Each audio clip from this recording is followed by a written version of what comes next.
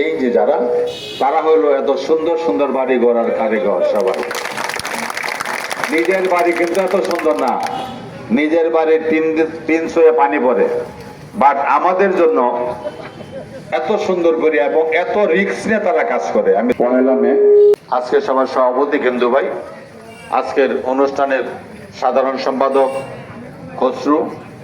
খসরু মিয়া, সাংগঠনিক সম্পাদক রতন মিয়া, আমার উপজেলা বিএনপির ১ নং যুগ্ম আহ্বায়ক তৌফিকুল ইসলাম তৌফিক, পৌর বিএনপির সভাপতি এস এম মিনাজউদ্দিন, আমাদের মজিবুর রহমান আলম, যে আমার বাড়িটা করে দিছে।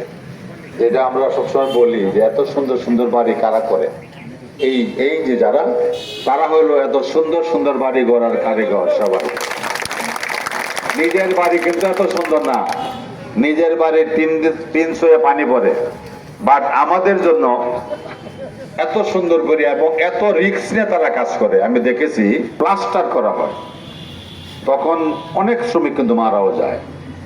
এটা কিন্তু আমার নিজেরই ভয় লাগে, নিচের দেখে ভয় লাগে। আর তারা ওইখানে দাঁড়াইয়া ওইখানে রশির মধ্যে ঝুললে তারা কাজটা করে। এটা আরো নিরাপদ ভাবে কাজটা করা যায় কিভাবে, এইভাবে আপনি চিন্তা করে দেখেন, যাতে আমাদেরকে কারো জীবন ক্ষয় না হয়। বাংলাদেশের এই শ্রমিকরা যারা বিদেশে যায়, এর দরজাটা খুলে দিছে জিয়াউর রহমান, খুলে দিছে। বিদেশের শ্রমিক নেওয়ার যে রীতি, এটা আগে ছিল না। বাংলাদেশের শ্রমিকরা বিদেশে চাকরি কিভাবে করতো এটাই জানতো না। জিয়াউর রহমান এইটা বলছেন। আর বাংলাদেশে যে গার্মেন্টস শিল্প, এইটার উদ্যোক্তাও ছিলেন জিয়াউর রহমান। আজকে বিদেশে যেরকম ১ কোটি মানুষ কাজ করে, বাংলাদেশের গার্মেন্টসে প্রায় ১.৫ থেকে ২ কোটি আমাদের নারী পুরুষ কাজ করে। এই শ্রমিকরা, এইটা হলো জিয়াউর রহমানের অবদান।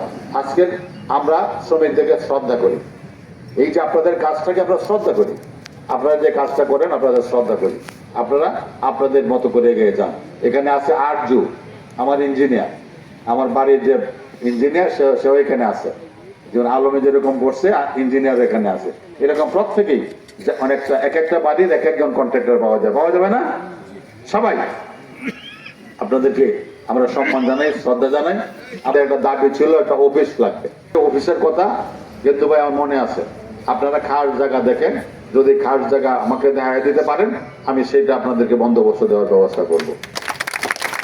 আর যদি খাস জায়গা পাওয়া না যায়, তাইলে আপনাদের সুবিধা মতো জায়গায় আপনার অফিস দেখেন, আমি সেখানে আপনাদের পাশে থাকবো।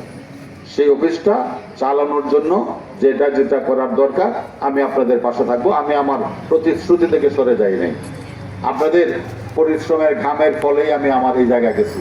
এই শ্রমিকরা আমাকে অত্যন্ত ভালোবাসেন এবং বিগত নির্বাচনে দলমত নির্বিশেষে এক একজন এক এক দল করে, কিন্তু ভোট দেওয়ার বেলা কিন্তু তারা ধানের শীষেই ভোট দিয়েছে না?